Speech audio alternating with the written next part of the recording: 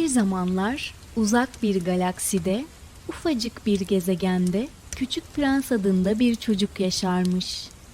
Küçük Prens'in gezegeni ancak bir ev kadar büyükmüş. Gezegende yaşayan kendisinden başka kimse yokmuş. Küçük Prens'in gezegeninde 3-4 tane yanardağ ve bol miktarda yabani zararlı ot varmış. Küçük Prens her gün yanardağlarını temizler ve zararlı otları yolarmış. Çünkü otlar bir günde tüm gezegene yayılacak kadar hızlı büyürlermiş. Bir gün otları yolacakken otların arasında çok güzel bir gül fark etmiş. "Ah, ne kadar güzel bir gülsün sen böyle," demiş. "Evet, güzelim güzel olmasına," diye cevap vermiş gül. "Ama bu gezegende hayat çok zor." Gül çok güzelmiş. Ancak hiçbir şeyden memnun olmuyor ve sürekli söyleniyormuş. Küçük Prens bu durumdan çok rahatsız olsa da onu çok seviyor, suyunu eksik etmiyor, her gün bakımını yapıyor, akşam olup da güneş batınca üşümemesi için üzerini cam bir fanusla örtüyormuş. Küçük Prens gezegeninde mutlu olsa da çok yalnızmış. Başka gezegenlere gidip yeni arkadaşlıklar edinmek istemiş. Zaten Gül de canını çok sıkmaktaymış.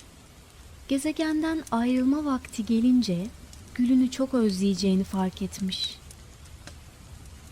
Bu kadar söylenen, kendisine kötü davranan ve hiçbir şeyi beğenmeyen Gül'ü neden böyle özleyeceğini hiç anlayamamış.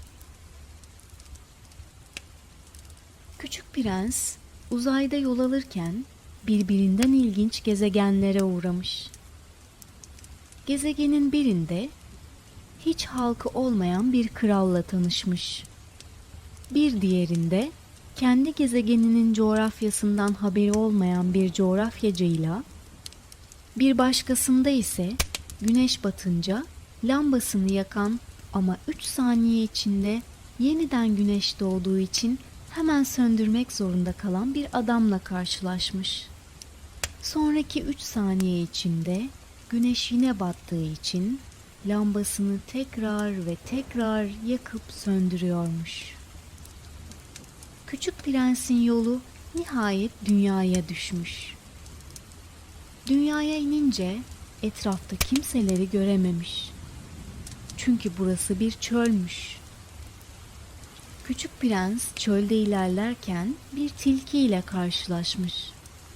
"Oyun oynayalım mı?" diye sormuş tilkiye. Tilki, "Olmaz," diye cevaplamış. "Ben vahşi bir tilkiyim. Oyun oynamak için önce beni evcilleştirmelisin." Küçük Prens evcilleştirmenin ne olduğunu bilmiyormuş. Tilki, "Yani beni kendine alıştırmalısın. Böylece sen benim için, ben de senin için özel oluruz. Birbirimizi çok severiz." Tilki Küçük Prens'e kendisini nasıl evcilleştireceğini anlatmış. Küçük Prens onu evcilleştirmiş. İkisi çok iyi arkadaş olmuş, oyunlar oynamışlar. Aradan çok zaman geçmiş. Bir gün Küçük Prens Gül'ünü çok özlediğini fark etmiş. Kendisini çileden çıkaran Gül'ü özlemesini anlayamıyormuş. Dünyadan ayrılıp gezegenine dönmeye karar vermiş. Ama bu sefer de tilkiyi özleyeceğini anlamış. Küçük Prens tilkiye, "Gezegenime gidince seni çok özleyeceğim. Ama burada kalınca da Gül'ümü özlüyorum. Neden böyle anlayamadım," demiş. Tilki, "Bizi sevmenin nedeni emek vermiş olman," demiş. "Gülünün bakımı için de benim evcilleşmem için de emek harcadın. İşte bu yüzden seviyorsun bizi," demiş. Küçük prens, seni bir daha göremeyeceğim. Seni çok özleyeceğim demiş. Tilki, o zaman beni gözlerinle değil, yüreğin ile görmelisin demiş. Gittiğin yere bana olan sevgini de götür. O zaman beni yüreğinle görürsün ve ben her zaman yanında olurum. Küçük prens, o zaman gülünü de gözüyle değil, yüreğiyle gördüğünü ve bu şekilde sevdiğini anlamış. Onu yüreğiyle sevdiği için kendisine kötü davranmasına rağmen gülünü sevmeye devam etmekteymiş. Tilki, seni her zaman yüreğim ile görecek ve seveceğim demiş küçük prense. İki arkadaş vedalaşmışlar. Küçük prens, tilkiye olan sevgisiyle dünyadan ayrılmış, gezegenine dönmüş. Küçük prens gülüne kavuşmuş. Gülü yine söyleniyor ve sızlanıyormuş. Ama küçük prens onu sevmeyi bırakmamış. Küçük prens ve tilki bir daha hiç karşılaşmamışlar.